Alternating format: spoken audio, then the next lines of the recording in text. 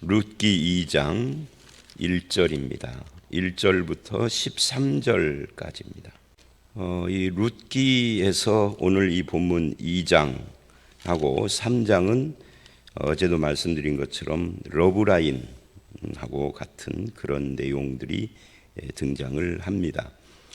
그러나 이제 그 배경이나 의미를 보면은 이게 꼭 연애 스토리는 아닌 거죠. 그러나 어쨌든 읽을 때 그런 내용이다 하는 이야기입니다. 이 보아스가 드디어 등장을 해요. 근데 이 보아스가 등장을 하는데 어떻게 등장을 하느냐면 여기 보니까 나오미의 남편 엘리멜렉의 친족이라는 말이 맨 처음 나오죠. 그 다음에 유력한 자, 그리고 그 이름은 보아스다. 이렇게 등장을 합니다. 근데 이 친족이라는 것이 이 1절 말씀, 이게 룻기 2장부터 4장까지 룻기 1장의 서론적인 이야기를 빼놓고 나머지 전체의 가장 중요한 핵심 단어라고 할 수가 있습니다. 친족과 유력한 자. 근데 이 친족이 왜 핵심 단어냐면 친족이라는 말이 고엘이라는 단어입니다. 근데 이 고엘이라는 말이 기업 무르는 자이고 이게 신약에 가면은 어떤 단어가 되느냐면 그 리트론 해가지고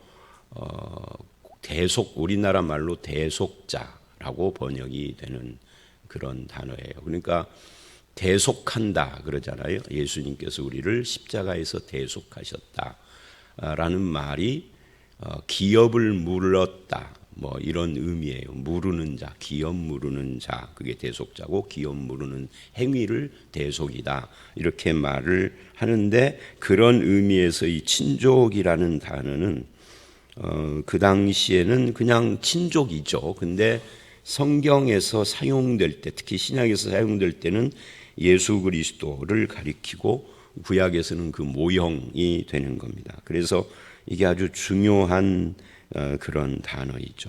또 유력한 자라는 말은 부자라는 뜻도 되고 그 동네에서는 영향력 있는 자라고 하는 것을 보여줍니다. 그러니까 덕망도 있고 부자이기도 하고 영향력도 있고, 이게 이제 유력한 자라는 그런 사람이 지금 등장을 합니다. 친족으로. 그러니까 이걸 거꾸로 유력한 자가 아닌 사람이라면 보아스가 친족이라고 해도 의미가 없죠. 왜냐하면 이 나오미, 여기는 룻이지만은 실은 이제 룻이 아니라 나오미에 해당되는 겁니다. 이 친족이 그것을 룻이 이어받는 건데, 이 나오미든 룻이든 이쪽의 모든 것을 그 기업을 무르는 자가 되려면 재산이 있어야 값을 치르고 그 기업을 원래의 주인에게 사서 되물려 주는 것이거든요. 거기에 이제 결혼까지 포함이 되는 건데, 그러려면 부자여야 하잖아요. 그래서 이 보아스가 유력하다는 것이 굉장히 중요합니다. 이제 신약으로 말하면 우리를 대속하는 자가 부자여야 된다 이 말은 아니지만 이거를 이렇게 적용을 해서 연결을 해보면 예수 그리스도는 우리를 대속할 수 있는 자격자이죠. 하나님이시기도 하지만 인간으로 오셨고 죄가 없으시고 우리를 대속하기에 충분하신 분이고 완전하신 분으로, 지금 여기서 보아스가 그런 사람으로 등장을 합니다. 그리고 이제 2절을 보면 모압 여인 룻이 자기 시어머니에게 이야기를 하죠. 나오미에게 원하건대 내가 밭으로 가서 내가 누구에게 은혜를 입으면, 룻기의 배경이, 룻기가 어느 시대 때 이야기냐 하면 사사기와 사무엘 사이니까 이것은 정확히는 사사시대라고요. 사사시대의 특징을 우리는 사사기에서 봤죠. 그 특징을 한마디로 이렇게 말을 하죠. 왕이 없으므로 소견에 오른 대로 행했다. 그래서 사사시대는 어두움의 시대입니다. 그러니까 어두움의 시대다라고 하는 것은 그때가 해가 빛이 좀 적었다 이런 말이 아니고 도덕적으로 어둡다는 것만도 아니고 그것도 포함을 하고 영적으로 어두운 거예요. 영적으로 어둡다라는 것은 왕이 없음으로에 해당되죠. 왕이 없다라는 말은 인간 왕이 없다가 아니라 하나님이 왕이심에도 불구하고 하나님의 뜻대로 살지 않고 하나님을 왕으로 인정을 안 하는 시대. 하나님을 왕, 주인으로 인정 안 하는 사람의 특징이 뭐예요? 하나님의 말씀, 구약에서는 그걸 율법이라고 그러죠. 율법을 무시해버리는, 그것과 상관없이 자기 소견, 자기 뜻대로 자기 마음대로 사는 시대, 그게 룻기의 시대예요. 그러니까 잘 생각을 해보십시오. 하나님과 하나님의 말씀을 무시하는 시대에는 뭐가 불가능하겠어요? 말씀이 말하고 있는 그것을 지키지 않는 시대니까 이삭 줍기 같은 것이 가능하지 않을 수 있어요. 이삭 줍기가 율법에 나오는 거거든요. 가난한 자, 나그네들, 그리고 짐승들을 위해서 이삭을 추수를 하다가 우연히 떨어뜨린 건 줍지 말고 놔둬라. 놔두면 그 가난한 자나 나그네들이나 심지어 그것도 아니면은 이 지나가는 동물이라도 먹을 수 있도록, 하나님의 말하자면 자비가 배어져 있는 율법인데 그걸 돈으로 생각하면 아깝죠. 그거 떨어진 걸 다 주우면 돈이 얼만데. 그러니까 밭 주인도 자기 소견에 오른 대로 하나님 무시하는 사람이라면 이삭 줍기 불가능하도록 싹 탈탈탈 다 걷어버렸을 것이고, 그런 사회라고 하면 이삭 주우러 나갈 수도 없었을 것이고, 가난한 자들이. 그러니까 사사시대인데 율법을 율법으로 여기지도 않고 지키지도 않는데, 그 중에서 유력한 자, 부자요 덕망 있고 유명한 이런 사람이 율법을 지키고 있고, 또 그것을 알기 때문에 또 이 율법에 따라서 이삭을 주우러 갈 수 있었던 이것은 사사시대 일종의 작은 빛이라고요. 사사시대는 큰 빛이 사사들이지만 사사들까지도 다 타락을 했기 때문에 마지막 사사 삼손은 그 타락의 끝판왕과 같잖아요. 마지막 죽을 때 이렇게 달라지기는 했지만, 그런데 유력하기는 하나 그 동네에서 유력한 거지. 이스라엘 전체로 보면 룻기가 없이 사사기 다음에 사무엘로 이어진다면 보아스는 이름도 없는 사람. 그런데 율법을 지키고 있다, 그 말이에요. 율법의 정신이 땅에 떨어지고 있는 시대에 율법의 정신이 빛나는 한 구석에 어떤 사람이 있다 하는 것을 보여주고 있고, 그 율법을 지키는 모습을 다른 말로 하면 하나님의 자비인데, 이것을 룻은 지금 은혜라고 표현을 하는 거죠. 누군가에게 내가 은혜를 입으면 이삭을 줍겠나이다. 이게 확실치 않은 거죠. 그때가 추수 때지만 너도 나도 율법하고는 아무 상관없는 정신세계를 가지고 사는 시대라 알 수 없는데, 내가 은혜를 입으면 누군가의 밭에서 우리 어머니하고 나오고 먹을 양식이 부족한데 가서 주워오겠습니다 하고 나가는 거예요. 그러니까 이 1절 2절 표현이 아무것도 아닌 것 같아도 참 특별한 표현들이 나오고 있다 하는 것을 알 수가 있고요.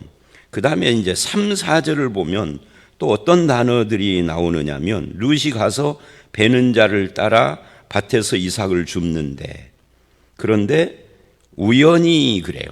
우연히 보아스의 밭에서 줍게 됐는데, 이 보아스는 엘리멜렉의 친족이었다.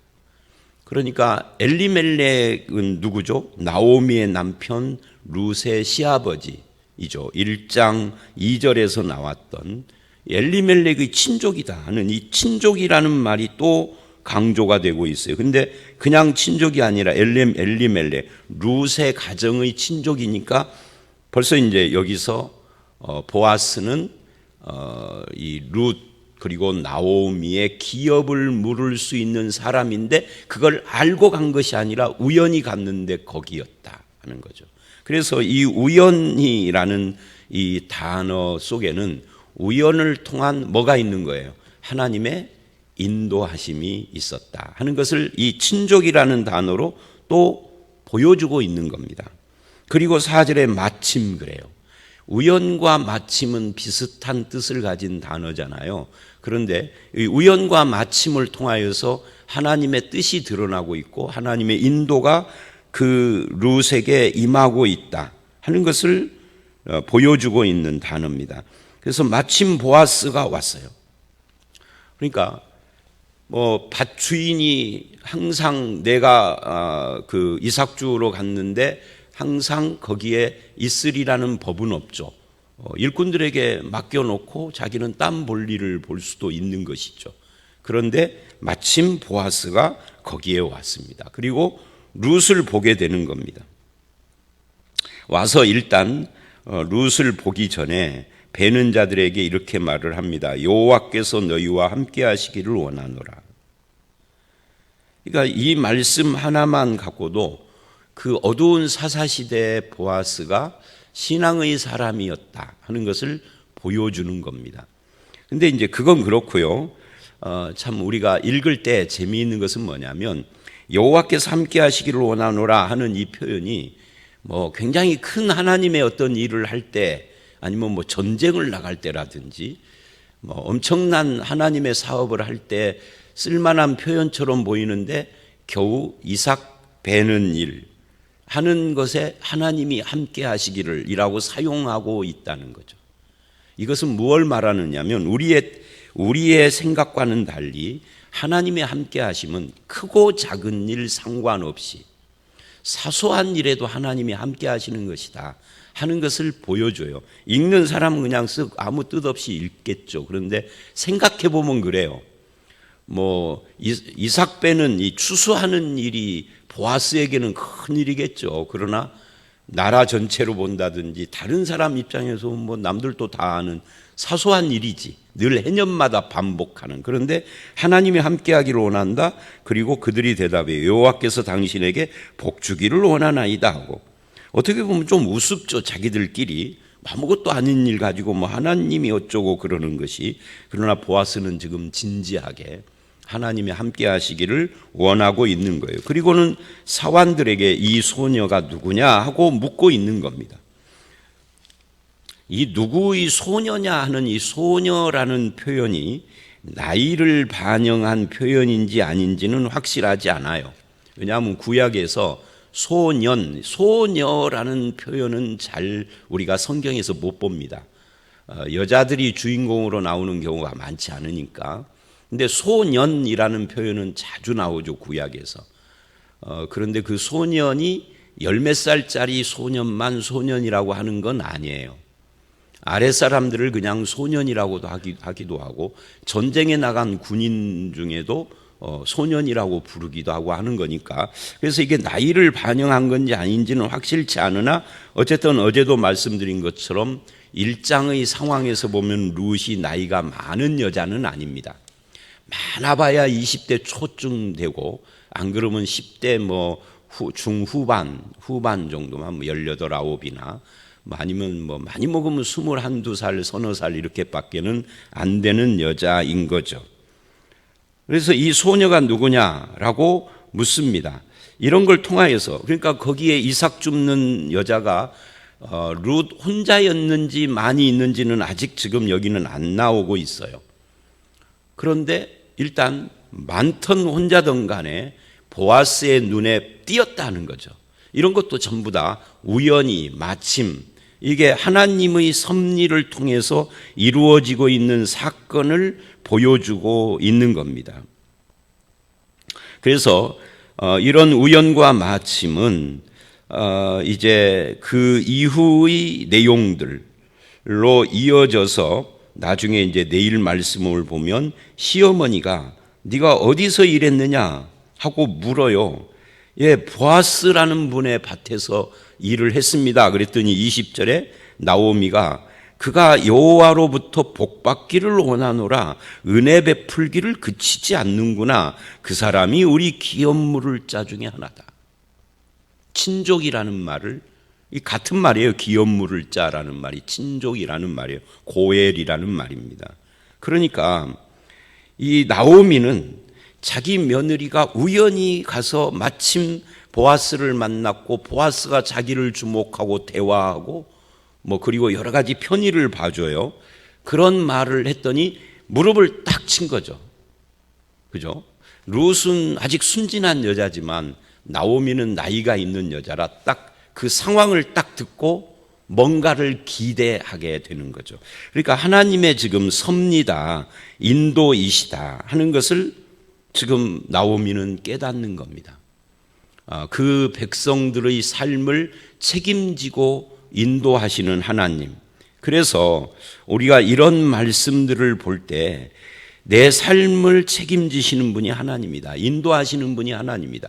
그래서 우리가 찬송가에 지금까지 지내온 것이라고 하는 그런 표현의 찬송가가 있잖아요. 주의 크신 은혜라. 그게 그냥 단순히 감상적인 은혜가 아닌 거예요. 하나님의 은혜 할 때는 그저 내가 느낌으로의 은혜. 우리는 보통 은혜를 느낌으로 이야기를 합니다. 참 목사가 하는 말이 감동이 돼서 그러면 은혜라고 합니다. 근데 성경의 은혜는 감동을 말하는 건 아니에요. 하나님의 역사를 이야기를 할 때 은혜라고 하는 겁니다. 그것도 값없이 주시는 하나님의 자비, 이런 것들을 은혜라고 하는 것입니다.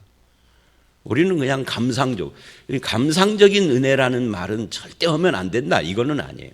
할 수 있어요. 그러나 신중하게 진지하게 은혜를 말할 때는 감상적 은혜의 차원을 넘어서서 하나님이 주시는 선물 같은 은혜를 말하는 거예요.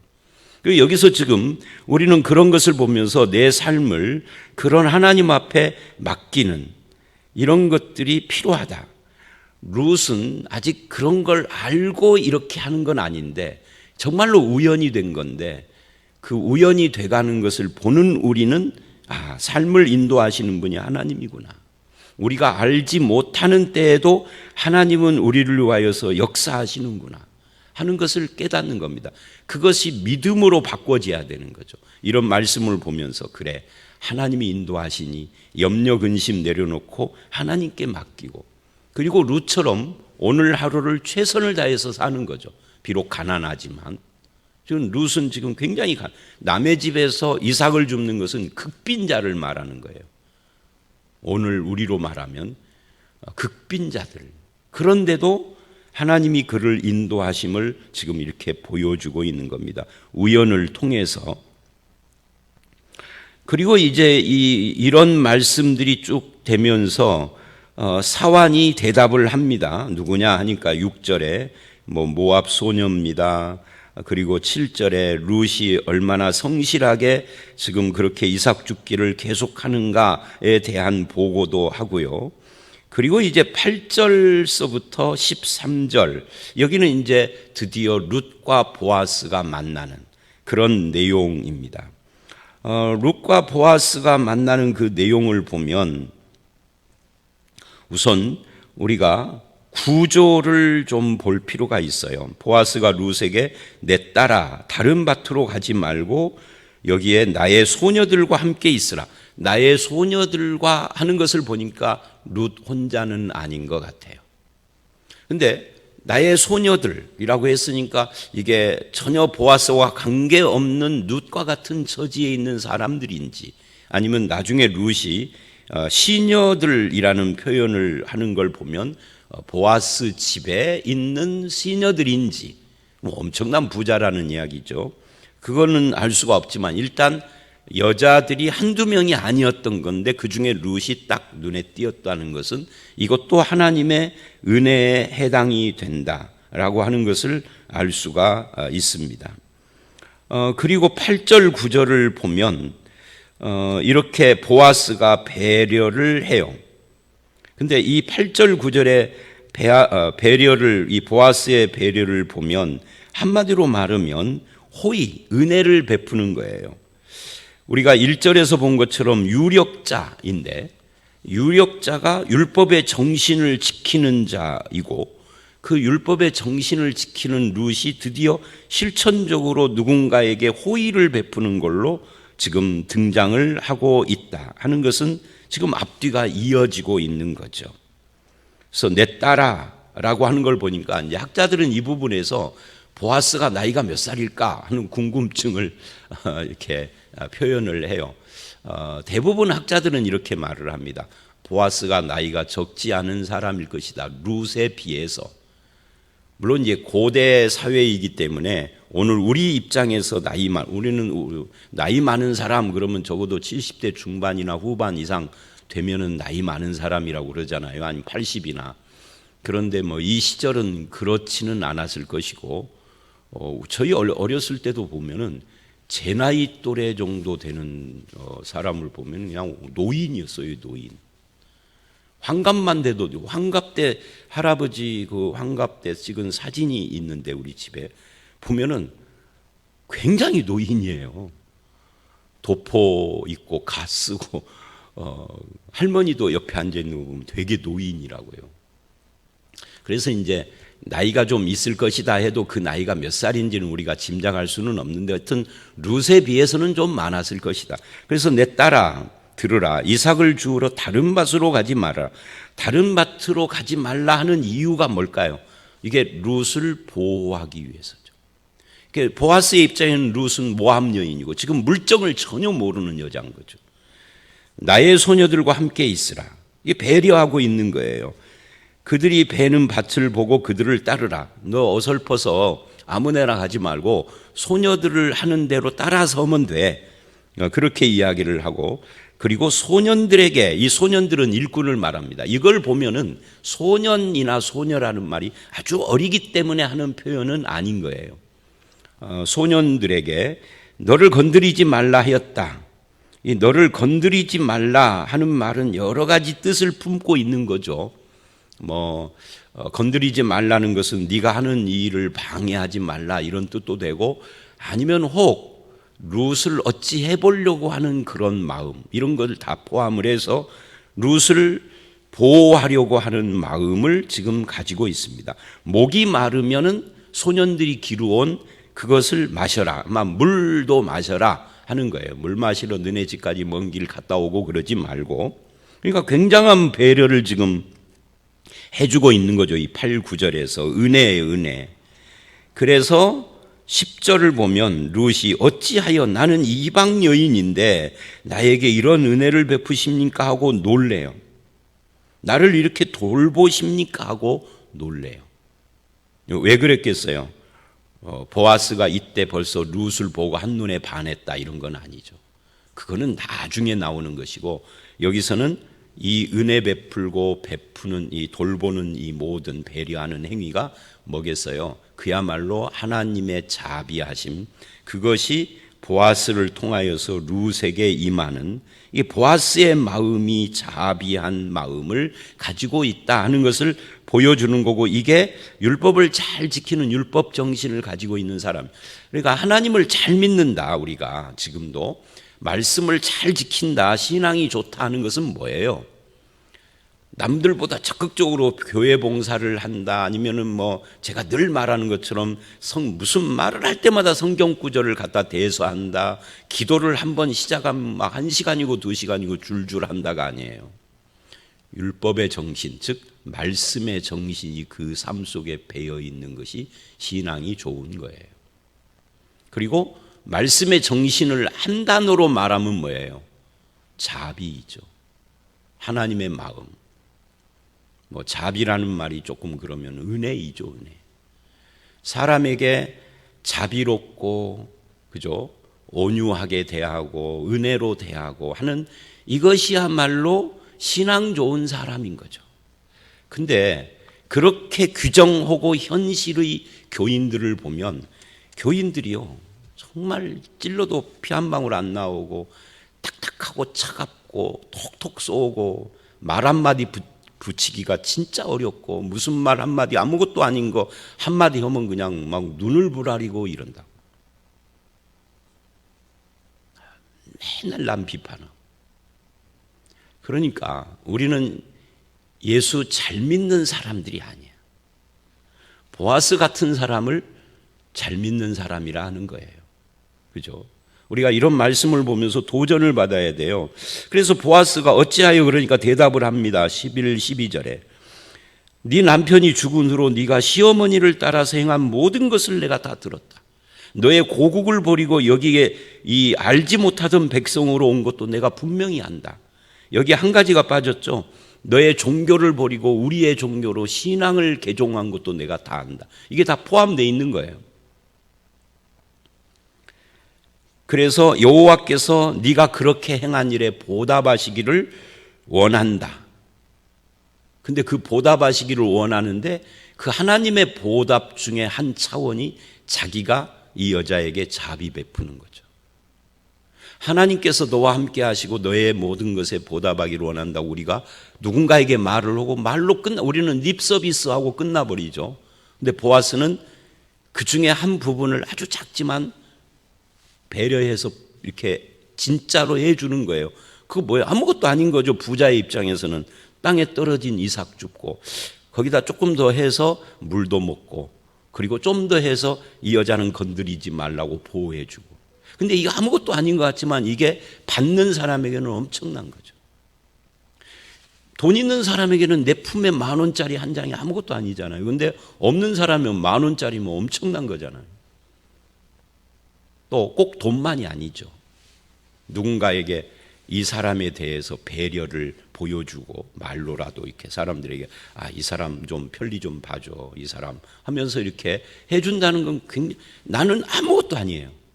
그래서 지금 보아스가 하나님께서 너를 지키기를 원한다 하면서 자기는 아무것도 안 하는 것이 아니라 뭔가를 해줘요.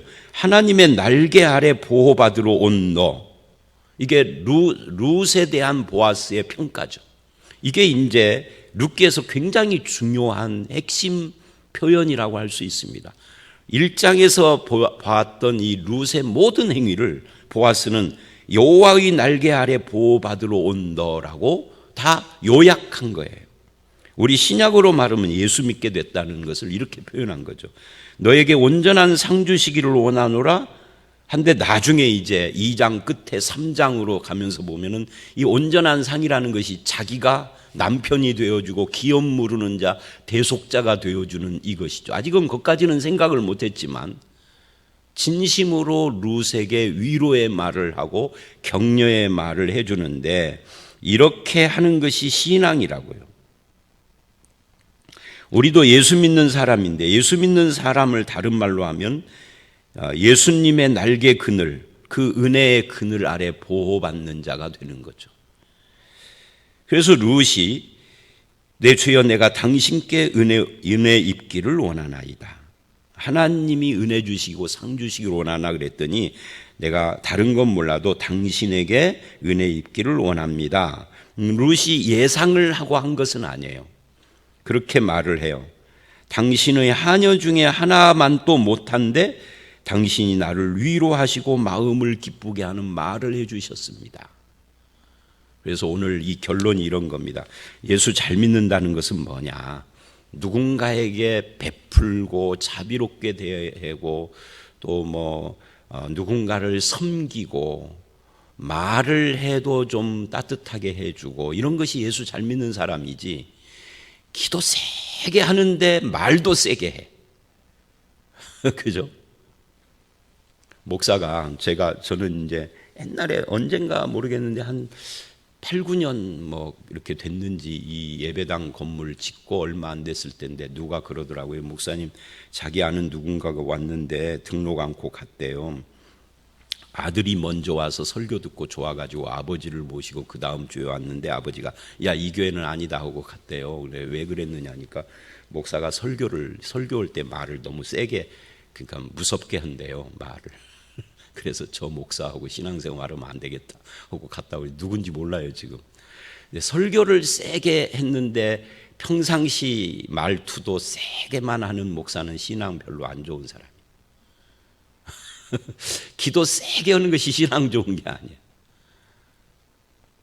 기도를 세게 해도 사람들과의 대화에서는 부드럽고 온유하고 섬기고 베풀고 자비롭고 그래야 신앙 좋은 사람.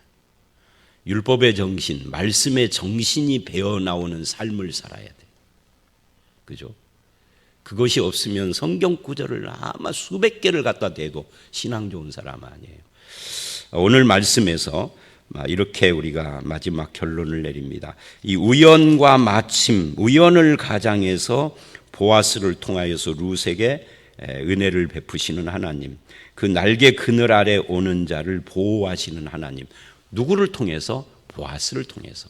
보아스가 나라면 나를 통해서 누군가를 보호하고 은혜를 베풀고 그렇게 하는 이런 하나님을 우리는 믿고 나도 그런 삶을 살아가는 그런 성도들이 다 되시기를 주의 이름으로 축원합니다. 함께 기도하겠습니다. 하나님, 이제 드디어 보아스가 친족, 기업 무르는 대속자로 등장을 하면서 우연을 가장해서 하나님이 룻을 인도하는 것을 봤습니다. 하나님을 잘 믿는 유력자인 이 보아스가 외형적으로만 잘 믿는 것이 아니라 룻과 같은 이런 불행한 여인에게 자비를 베풀고 그렇게 온갖 호의를 베푸는 모습으로 그 유력한 자의 모습을 우리에게 보여주었습니다. 우리도 하나님을 믿는 자로서 어떻게 사람들을 대하며 하나님의 그 은혜와 뜻을 드러내는 삶을 살 것인지 스스로를 되짚어보게 하시고 진정 하나님 보시기에 잘 믿는 자의 삶을 살아가는 우리 모두가 되게 해 주시옵소서. 예수님 이름으로 기도드려 싸움나이다. 아멘.